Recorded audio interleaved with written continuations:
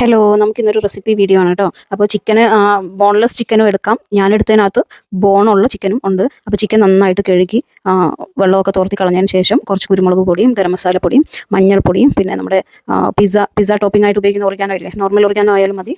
അപ്പോൾ അതും പിന്നെ നമ്മുടെ ഇഞ്ചി വെളുത്തുള്ളി പേസ്റ്റും ഉപ്പും കുറച്ച് സോയാ സോസും കൂടി ചേർത്തിട്ട് നന്നായിട്ട് ഒന്ന് മിക്സ് ചെയ്ത് ഒരു 2 മണിക്കൂർ നേരമെങ്കിലും ഒന്ന് മാറ്റി വെക്കാം കേട്ടോ. ഫ്രിഡ്ജിൽ വെക്കുന്നതായിരിക്കും ഏറ്റവും നല്ലത്. പിന്നെ നമ്മുടെ റെസിപ്പിക്ക് വേണ്ടിയിട്ട് ആവശ്യമുള്ളത് ബ്രെഡ് ക്രംസ് ആണ്. ഞാൻ നോർമൽ ബ്രെഡ് മിക്സിയുടെ ജാറിലിട്ടൊന്ന് പൊടിച്ചെടുത്തിട്ടുള്ളതാണിത്. അങ്ങനെ ബ്രെഡ് ക്രംസും എടുത്തിട്ടുണ്ട്. പിന്നെ ഇതേ നമ്മുടെ നേരത്തെ മസാല കൂട്ടി വെച്ചിട്ടുള്ള ചിക്കനും ഒന്ന് എടുത്തിട്ടുണ്ട് കേട്ടോ. ഇനി നമുക്ക് ഒരു മുട്ടയുടെ വെള്ള നമ്മുടെ ഈ ചിക്കനിലോട്ടൊന്ന് ചേർത്ത് കൊടുക്കണം.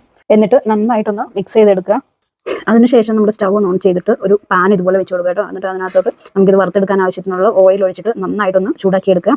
എന്നിട്ട് നമ്മൾ ഈ മിക്സ് ചെയ്ത് വെച്ച എഗ്ഗൊക്കെ മിക്സ് ചെയ്ത് വെച്ച് നമ്മുടെ ചിക്കൻ ഉണ്ടല്ലോ, ആ ചിക്കൻ എടുത്തിട്ട് നമ്മുടെ ബ്രെഡ് ക്രംസ് ഓരോന്നായിട്ട് അതിൻ്റെ പുറത്ത് കോട്ട് ചെയ്തെടുക്കണം.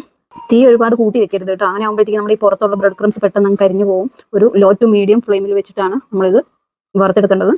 അങ്ങനെ ഓരോന്നായിട്ട് നമുക്ക് ബ്രെഡ് ക്രംസിൽ കോട്ട് ചെയ്തിട്ട് ഇങ്ങനെ എണ്ണയിലിട്ട് വറുത്തെടുക്കാം. നല്ലൊരു ഗോൾഡൻ ബ്രൗൺ ആവുന്ന സമയത്താണ് നമ്മളിത് കോരിയെടുക്കുക കേട്ടോ.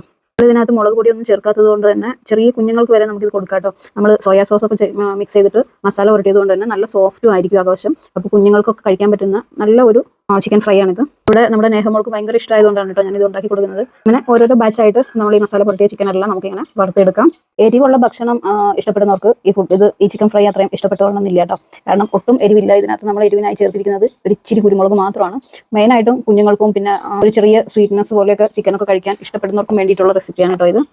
നമ്മുടെ ടൊമാറ്റോ സോസോ കെച്ചപ്പോ മയണൈസോ ഒക്കെ കൂട്ടി കഴിക്കാൻ അടിപൊളി ടേസ്റ്റാണ്.